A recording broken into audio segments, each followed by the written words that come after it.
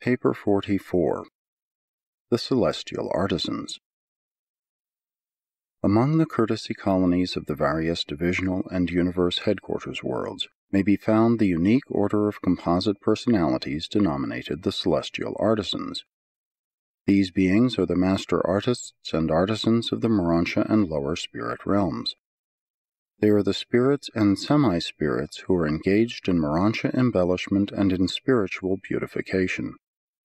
Such artisans are distributed throughout the grand universe, on the headquarters worlds of the super-universes, the local universes, the constellations and systems, as well as on all spheres settled in light and life. But their chief realm of activity is in the constellations, and especially on the 770 worlds surrounding each headquarters sphere. Though their work may be almost incomprehensible to the material mind, it should be understood that the Urantia and spirit worlds are not without their high arts and supernal cultures. The celestial artisans are not created as such. They are a selected and recruited corps of beings composed of certain teacher personalities native to the central universe and their volunteer pupils drawn from the ascending mortals and numerous other celestial groups. The original teaching corps of these artisans was sometime assigned by the Infinite Spirit in collaboration with the 7 Master Spirits and consisted of 7,000 Havona instructors, 1,000 to each of the 7 divisions of artisans. With such a nucleus to start with, there has developed through the ages this brilliant body of skillful workers in spirit and Urantia affairs. Any Urantia personality or spirit entity is eligible for admission to the corps of the celestial artisans, that is, any being below the rank of inherent divine sonship. Ascending sons of God from the evolutionary spheres may, after their arrival on the Urantia worlds, apply for admission to the artisan corps and, if sufficiently gifted, may choose such a career for a longer or shorter period. But no one may enlist with the celestial artisans for less than 1 millennium, 1,000 years of super-universe time. All celestial artisans are registered on the super-universe headquarters, but are directed by Urantia supervisors on the local universe capitals. They are commissioned in the following 7 major divisions of activity by the central corps of Urantia supervisors functioning on the headquarters world of each local universe. 1. Celestial musicians. 2. Heavenly reproducers. 3. Divine builders. 4. Thought recorders. 5. Energy manipulators. 6. Designers and embellishers. 7. Harmony workers. The original teachers of these 7 groups all hailed from the perfect worlds of Havona, and Havona contains the patterns, the pattern studies, for all phases and forms of spirit artistry. While it is a gigantic task to undertake to transfer these arts of Havona to the worlds of space, the celestial artisans have improved in technique and execution from age to age. As in all other phases of the ascending career, those who are most advanced in any line of endeavor are required constantly to impart their superior knowledge and skill to their less favored fellows. You will first begin to glimpse these transplanted arts of Havona on the mansion worlds, and their beauty and your appreciation of their beauty will heighten and brighten until you stand in the spirit halls of Salvington and behold the inspiring masterpieces of the supernal artists of the spirit realms. All these activities of the Urantia and spirit worlds are real. To spirit beings, the spirit world is a reality. To us, the material world is the more unreal. The higher forms of spirits freely pass through ordinary matter. High spirits are reactive to nothing material except certain of the basic energies. To material beings, the spirit world is more or less unreal.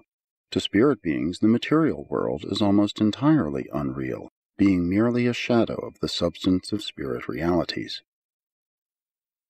I cannot, with exclusive spirit vision, perceive the building in which this narrative is being translated and recorded. A divine counselor from Uversa who chances to stand by my side perceives still less of these purely material creations. We discern how these material structures appear to you by viewing a spirit counterpart presented to our minds by one of our attending energy transformers. This material building is not exactly real to me, a spirit being, but it is, of course, very real and very serviceable to material mortals. There are certain types of beings who are capable of discerning the reality of the creatures of both the spirit and the material worlds. Belonging to this class are the so-called fourth creatures of the Havona Servitals and the fourth creatures of the Conciliators. The angels of time and space are endowed with the ability to discern both spirit and material beings, as also are the ascending mortals subsequent to deliverance from the life in the flesh. After attainment of the higher spirit levels, the ascenders are able to recognize material, Urantia, and spirit realities. There is also here with me a mighty messenger from Uversa, an ascendant, adjuster-fused, one-time mortal being, and he perceives you as you are, and at the same time he visualizes the solitary messenger, the Supernaphim, and other celestial beings present. Never in your long ascendancy will you lose the power to recognize your associates of former existences. Always as you ascend inward in the scale of life, will you retain the ability to recognize and fraternize with the fellow beings of your previous and lower levels of experience. Each new translation or resurrection will add one more group of spirit beings to your vision range, without in the least depriving you of the ability to recognize your friends and fellows of former estates. All this is made possible in the experience of ascending mortals by the action of the indwelling thought adjusters. Through their retention of the duplicates of your entire life's experiences, you are assured of never losing any true attribute you once had, and these adjusters are going through with you, as a part of you, in reality as you. But I almost despair of being able to convey to the material mind the nature of the work of the celestial artisans. I am under the necessity of constantly perverting thought and distorting language in an effort to unfold to the mortal mind the reality of these Urantia transactions and near-spirit phenomena. Your comprehension is incapable of grasping, and your language is inadequate for conveying, the meaning, value, and relationship of these semi-spirit activities. And I proceed with this effort to enlighten the human mind concerning these realities with the full understanding of the utter impossibility of my being very successful in such an undertaking. I can do no more than attempt to sketch a crude parallelism between mortal material activities and the manifold functions of the celestial artisans. If the Urantia races were more advanced in art and other cultural accomplishments, then could I go that much farther in an effort to project the human mind from the things of matter to those of Urantia. About all I can hope to accomplish is to make emphatic the fact of the reality of these transactions of the Urantia and the spirit worlds. 1. The Celestial Musicians. With the limited range of mortal hearing, you can hardly conceive of Urantia melodies. There is even a material range of beautiful sound unrecognized by the human sense of hearing, not to mention the inconceivable scope of Urantia and spirit harmony. Spirit melodies are not material sound waves, but spirit pulsations received by the spirits of celestial personalities. There is a vastness of range and a soul of expression, as well as a grandeur of execution, associated with the melody of the spheres, that are wholly beyond human comprehension. I have seen millions of enraptured beings held in sublime ecstasy, while the melody of the realm rolled in upon the spirit energy of the celestial circuits. These marvelous melodies can be broadcast to the uttermost parts of a universe. The celestial musicians are occupied with the production of celestial harmony by the manipulation of the following spirit forces. 1. Spiritual sound, spirit current interruptions. 2. Spiritual light, the control and intensification of the light of the Urantia and spirit realms. 3. Energy impingements, melody produced by the skillful management of the Urantia and spirit energies. 4. Color symphonies, melody of Urantia color tones. This ranks among the highest accomplishments of the celestial artisans. 5. Harmony of associated spirits. The very arrangement and association of different orders of Urantia and spirit beings produce majestic melodies. 6. Melody of thought. The thinking of spiritual thoughts can be so perfected as to burst forth in the melodies of Havona. 7. The music of space. By proper attunement, the melodies of other spheres can be picked up on the universe broadcast circuits. There are over 100,000 different modes of sound, color, and energy manipulation, techniques analogous to the human employment of musical instruments. Your ensembles of dancing undoubtedly represent a crude and grotesque attempt of material creatures to approach the celestial harmony of being placement and personality arrangement. The other 5 forms of Urantia melody are unrecognized by the sensory mechanism of material bodies. Harmony, the music of the 7 levels of melodious association, is the one universal code of spirit communication. Music, such as Urantia mortals understand, attains its highest expression in the schools of Jerusalem, the system headquarters, where semi-material beings are taught the harmonies of sound. Mortals do not react to the other forms of Urantia melody and celestial harmony. Appreciation of music on Urantia is both physical and spiritual, and your human musicians have done much to elevate musical taste from the barbarous monotony of your early ancestors to the higher levels of sound appreciation. The majority of Urantia mortals react to music so largely with the material muscles, and so slightly with the mind and spirit, but there has been a steady improvement in musical appreciation for more than 35,000 years. Tuneful syncopation represents a transition from the musical monotony of primitive man to the expressionful harmony and meaningful melodies of your later-day musicians. These earlier types of rhythm stimulate the reaction of the music-loving sense without entailing the exertion of the higher intellectual powers of harmony appreciation, and thus more generally appeal to immature or spiritually indolent individuals. The best music of Urantia is just a fleeting echo of the magnificent strains heard by the celestial associates of your musicians, who left but snatches of these harmonies of Urantia forces on record as the musical melodies of sound harmonics. Spirit Urantia music not infrequently employs all 7 modes of expression and reproduction, so that the human mind is tremendously handicapped in any attempt to reduce these melodies of the higher spheres to mere notes of musical sound. Such an effort would be something like endeavoring to reproduce the strains of a great orchestra by means of a single musical instrument. While you have assembled some beautiful melodies on Urantia, you have not progressed musically nearly so far as many of your neighboring planets in Satania.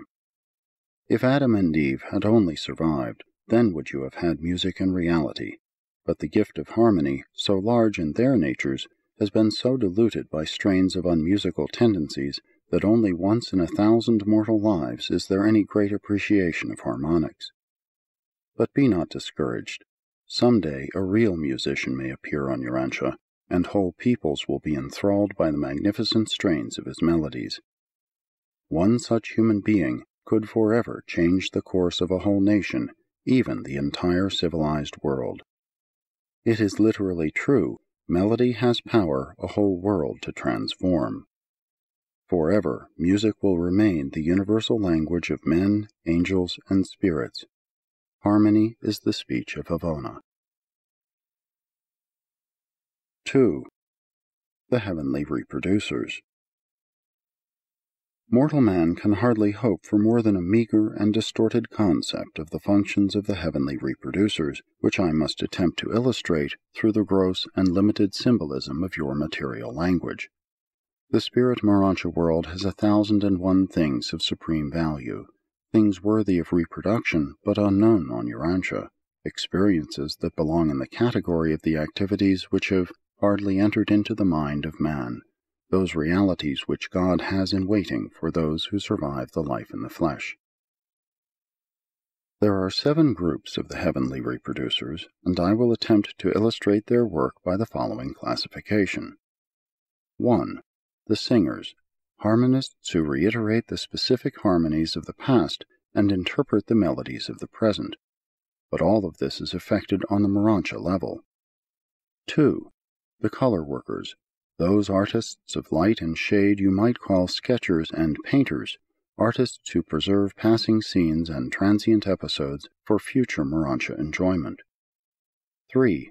The light picturizers, the makers of the real semi-spirit phenomena preservations of which motion pictures would be a very crude illustration. 4. The historic pageanteers, those who dramatically reproduce the crucial events of universe records and history. 5. The prophetic artists, those who project the meanings of history into the future.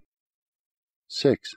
The life storytellers, those who perpetuate the meaning and significance of life experience, the projection of present personal experiences into future attainment values. 7. The administrative enactors, those who depict the significance of governmental philosophy and administrative technique, the celestial dramatists of sovereignty. Very often and effectively, the heavenly reproducers collaborate with the reversion directors in combining memory recapitulation with certain forms of mind rest and personality diversion. Before the Urantia conclaves and spirit assemblies, these reproducers sometimes associate themselves in tremendous dramatic spectacles representative of the purpose of such gatherings. I recently witnessed such a stupendous presentation in which more than 1 million actors produced a succession of 1,000 scenes. The higher intellectual teachers and the transition ministers freely and effectively utilize these various groups of reproducers in their Urantia educational activities. But not all of their efforts are devoted to transient illustration. Much, very much of their work is of a permanent nature and will forever remain as a legacy to all future time. So versatile are these artisans that, when they function en masse, they are able to reenact an age, and in collaboration with the seraphic ministers, they can actually portray the eternal values of the spirit world to the mortal seers of time. 3. The divine builders. There are cities whose builder and maker is God.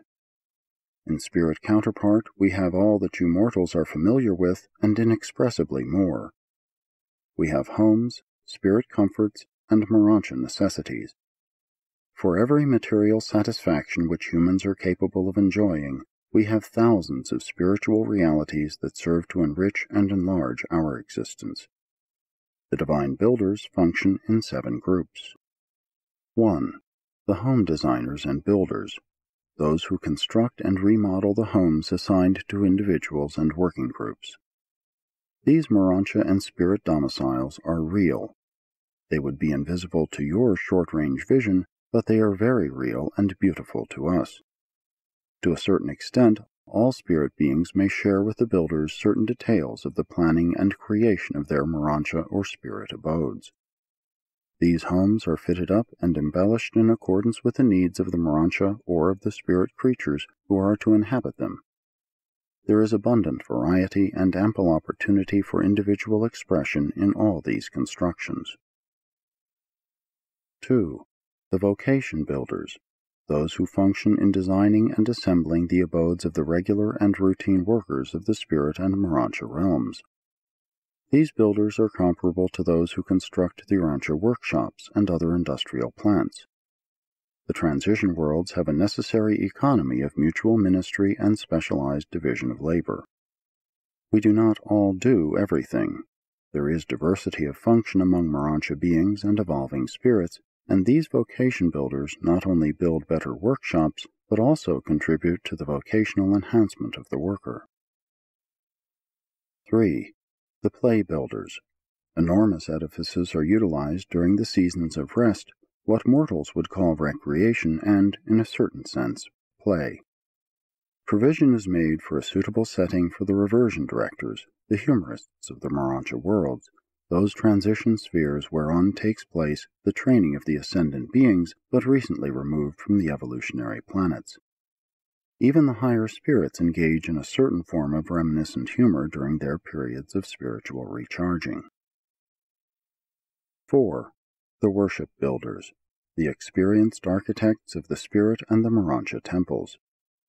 All the worlds of mortal ascent have temples of worship, and they are the most exquisite creations of the Urantia realms and the spirit spheres. 5. The Education Builders, those who build the headquarters of Urantia training and advanced spirit learning. Always is the way open to acquire more knowledge, to gain additional information respecting one's present and future work, as well as universal cultural knowledge, information designed to make ascending mortals more intelligent and effective citizens of the Urantia and spirit worlds. 6. Urantia Planners, those who build for the coordinate association of all the personalities of all realms as they are at any one time present on any one sphere. These planners collaborate with the Urantia Power Supervisors to enrich the coordination of the progressive Urantia life. 7. The Public Builders, the artisans who plan and construct the designated places of assembly other than those of worship. Great and magnificent are the places of common assembly. While neither these structures nor their embellishment would be exactly real to the sensory comprehension of material mortals, they are very real to us. You would be unable to see these temples could you be there in the flesh. Nevertheless, all of these supermaterial creations are actually there, and we clearly discern them and just as fully enjoy them. 4. The Thought Recorders. These artisans are devoted to the preservation and reproduction of the superior thought of the realms, and they function in 7 groups. 1. Thought Preservers. These are the artisans dedicated to the preservation of the higher thought of the realms. On the Urantia worlds, they truly treasure the gems of mentation. Before first coming to Urantia, I saw records and heard broadcasts of the ideation of some of the great minds of this planet. Thought recorders preserve such noble ideas in the tongue of Uversa. Each super-universe has its own language, a tongue spoken by its personalities and prevailing throughout its sectors. This is known as the tongue of Uversa in our super-universe. Each local universe also has its own language.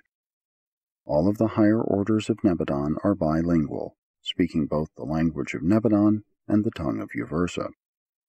When 2 individuals from different local universes meet, they communicate in the tongue of Uversa. If, however, one of them hails from another super-universe, they must have recourse to a translator. In the central universe there is little need of a language. There exists perfect and well-nigh complete understanding. There, only the gods are not fully comprehended. We are taught that a chance meeting on Paradise reveals more of mutual understanding than could be communicated by a mortal language in 1,000 years. Even on Salvington, we know as we are known. The ability to translate thought into language in the Urantia and spirit spheres is beyond mortal comprehension. Our rate of reducing thought to a permanent record can be so speeded up by the expert recorders that the equivalent of over 500,000 words or thought symbols can be registered in 1 minute of Urantia time. These universe languages are far more replete than the speech of the evolving worlds. The concept symbols of Uversa embrace more than 1 billion characters, although the basic alphabet contains only 70 symbols. The language of Nebadon is not quite so elaborate, the basic symbols, or alphabet, being 48 in number. 2. Concept Recorders.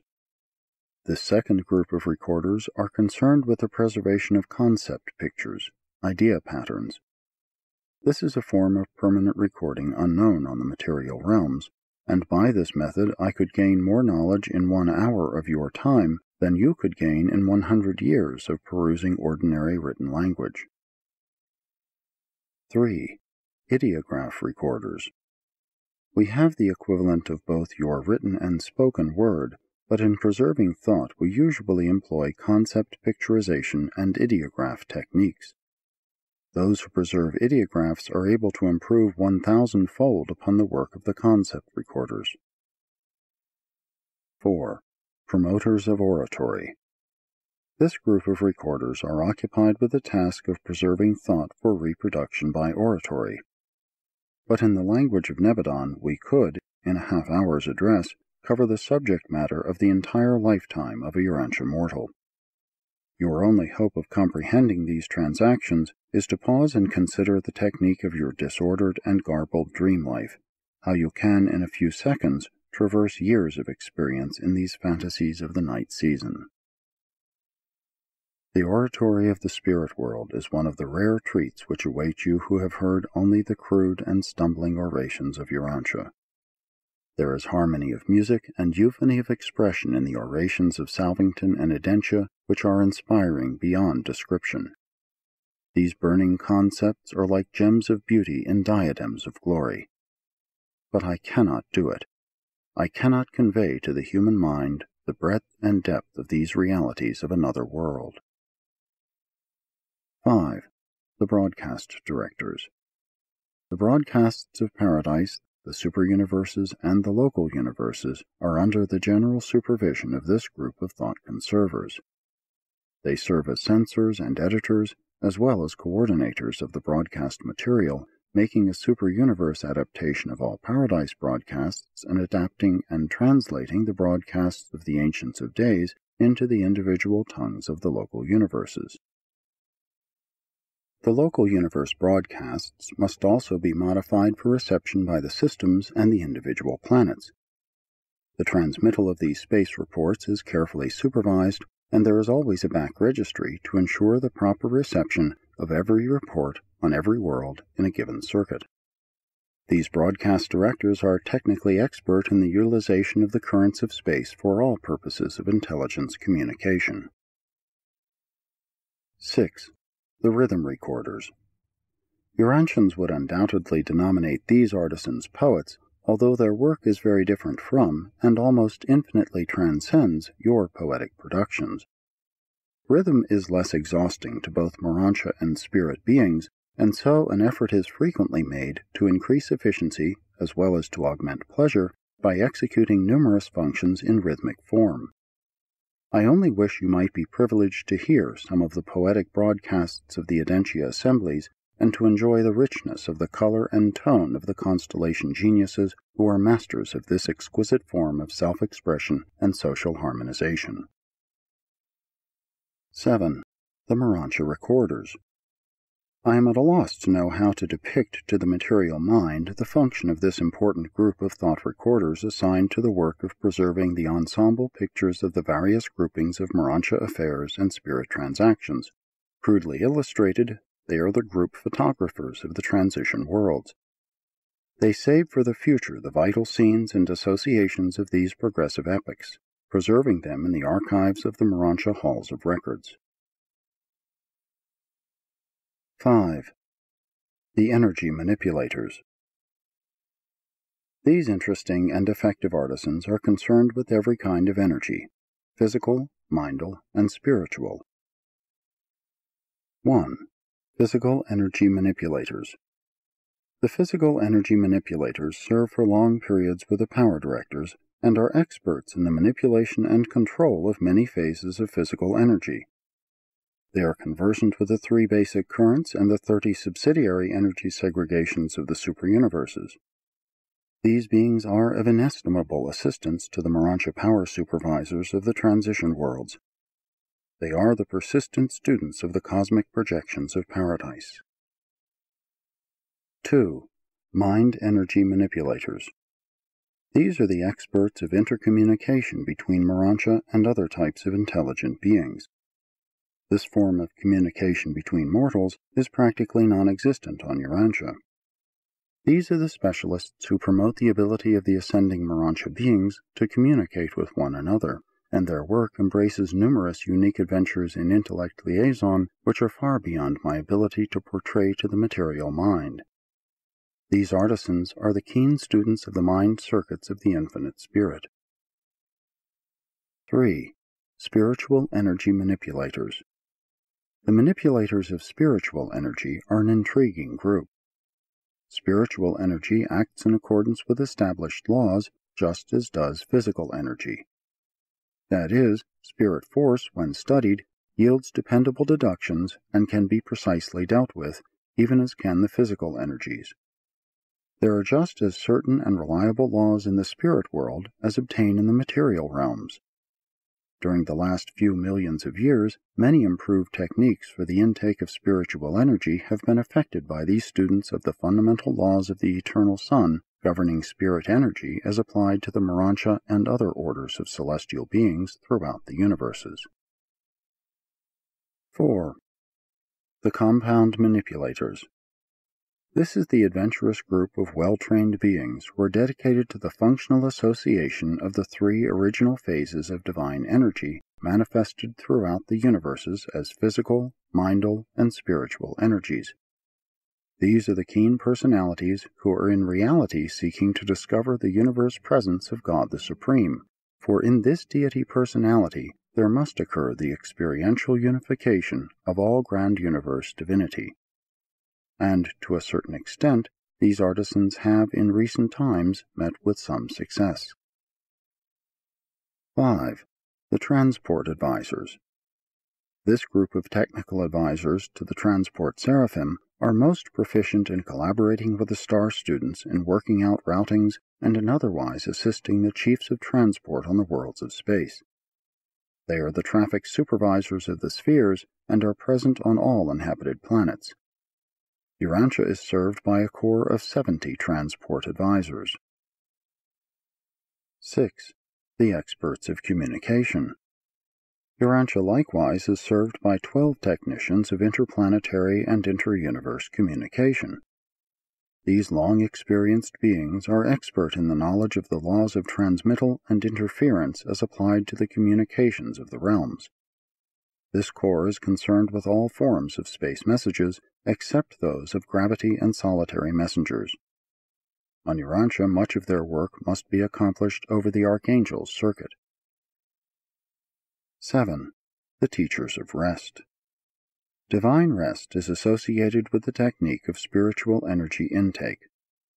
Urantia and spirit energy must be replenished just as certainly as physical energy, but not for the same reasons. I am, perforce, compelled to employ crude illustrations in my attempts to enlighten you. Nevertheless, we of the spirit world must stop our regular activities periodically and betake ourselves to suitable places of rendezvous where we enter the divine rest and thus recuperate our depleting energies. You will receive your first lessons in these matters when you reach the mansion worlds after you have become Urantia beings and have begun to experience the technique of spirit affairs. You know of the innermost circle of Havana, and that, after the pilgrims of space have traversed the preceding circles, they must be inducted into the long and revivifying rest of paradise. This is not only a technical requirement of transit from the career of time to the service of eternity, but it is also a necessity, a form of rest required to replenish the energy losses incident to the final steps of the ascendant experience and to store reserves of spirit power for the next stage of the endless career. These energy manipulators also function in hundreds of other ways, too numerous to catalog, such as counseling with the seraphim, cherubim, and sanobim regarding the most efficient modes of energy intake, and as to the maintenance of the most helpful balance of divergent forces between active cherubim and passive sanobim. In many other ways do these experts lend assistance to Urantia and spirit creatures in their efforts to understand the divine rest, which is so essential to the effective utilization of the basic energies of space. 6. The Designers and Embellishers. How I wish I knew how to portray the exquisite work of these unique artisans. Every attempt on my part to explain the work of spirit embellishment would only recall to material minds your own pitiful but worthy efforts to do these things on your world of mind and matter. This corps, while embracing over 1,000 subdivisions of activity, is grouped under the following 7 major heads. 1. The craft workers of color. These are they who make the 10,000 color tones of spirit reflection peal forth their exquisite messages of harmonious beauty. Aside from color perception, there is nothing in human experience to which these activities may be compared. 2. The sound designers. Spirit waves of diverse identity and Urantia appreciation are depicted by these designers of what you would call sound. These impulses are in reality the superb reflections of the naked and glorious spirit souls of the celestial hosts. 3. The emotion designers. These enhancers and conservators of feeling are those who preserve the sentiments of Urantia and the emotions of divinity for the study and edification of the children of time and for the inspiration and beautification of Urantia progressors and advancing spirits. 4. The artists of odor.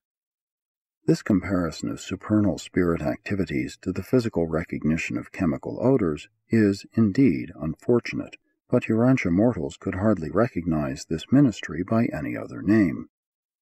These artisans create their varied symphonies for the edification and delight of the advancing children of light. You have nothing on earth to which this type of spiritual grandeur can be even remotely compared. 5.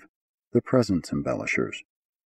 These artisans are not occupied with the arts of self-adornment or the technique of creature beautification.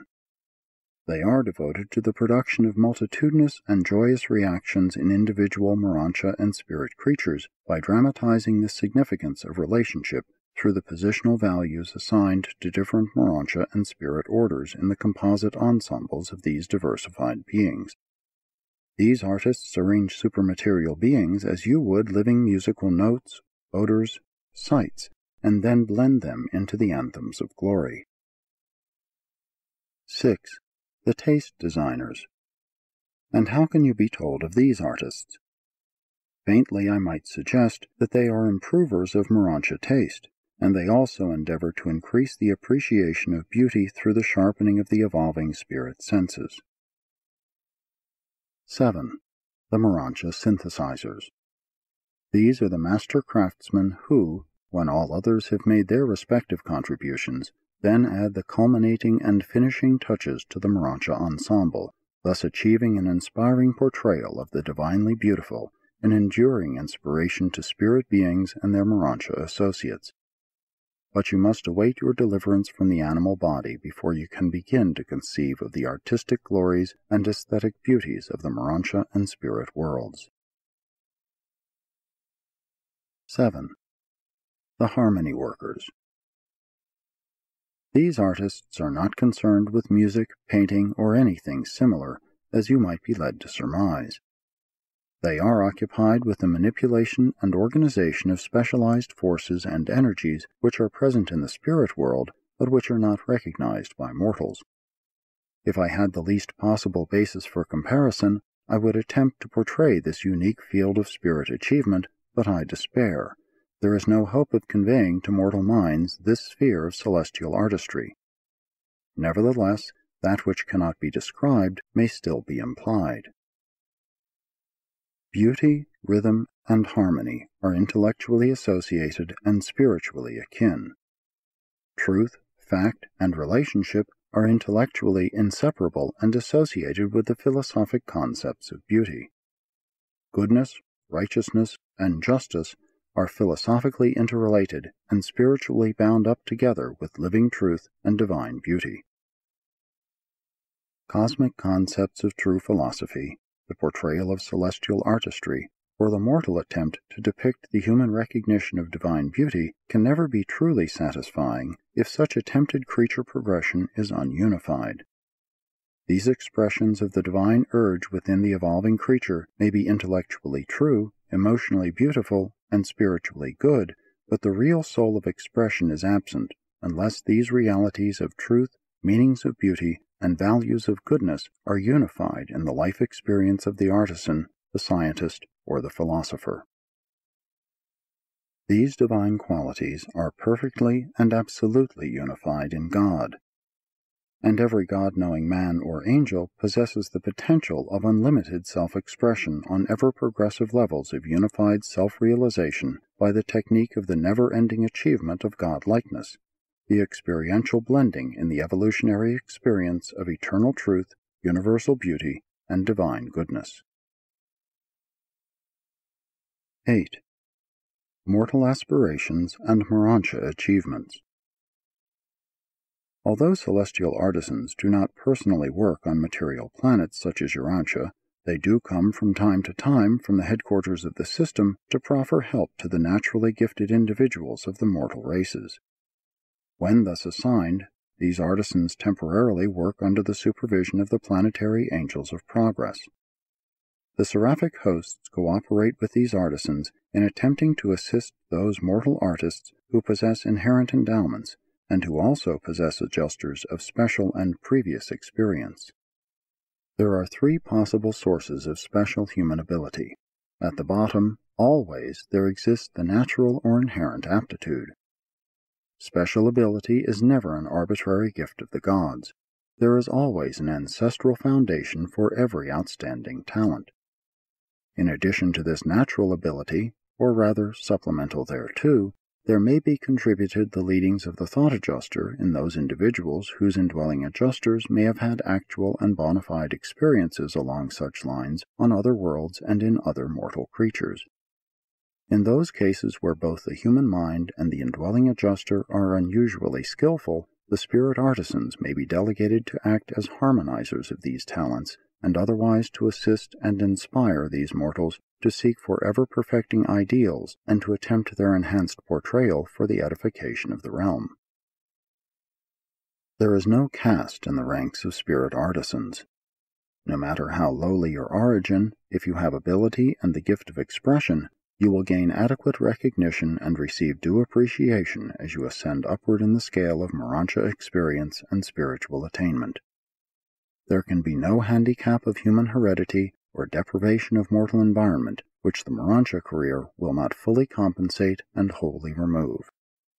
And all such satisfactions of artistic achievement and expressionful self-realization will be effected by your own personal efforts in progressive advancement. At last the aspirations of evolutionary mediocrity may be realized. While the gods do not arbitrarily bestow talents and ability upon the children of time, they do provide for the attainment of the satisfaction of all their noble longings, and for the gratification of all human hunger for supernal self-expression. But every human being should remember, many ambitions to excel which tantalize mortals in the flesh will not persist with these same mortals in the Urantia and spirit careers. The ascending Urantians learn to socialize their former purely selfish longings and egoistic ambitions. Nevertheless, those things which you so earnestly long to do on earth, and which circumstances so persistently denied you, if, after acquiring true mota insight in the Urantia career, you still desire to do, then will you most certainly be granted every opportunity fully to satisfy your long-cherished desires. Before ascending mortals leave the local universe to embark upon their spirit careers, they will be satiated respecting every intellectual, artistic, and social longing or true ambition whichever characterized their mortal or Urantia planes of existence. This is the achievement of equality of the satisfaction of self-expression and self-realization, but not the attainment of identical experiential status, nor the complete obliteration of characteristic individuality in skill, technique, and expression. But the new spirit differential of personal experiential attainment will not become thus leveled off and equalized until after you have finished the last circle of the Havana career. And then will the paradise residents be confronted with the necessity of adjusting to that absonite differential of personal experience which can be leveled off only by the group attainment of the ultimate of creature status, the 7th stage spirit destiny of the mortal finaliters. And this is the story of the celestial artisans, that cosmopolitan body of exquisite workers who do so much to glorify the architectural spheres with the artistic portrayals of the divine beauty of the paradise creators. Indicted by an archangel of Nebadon.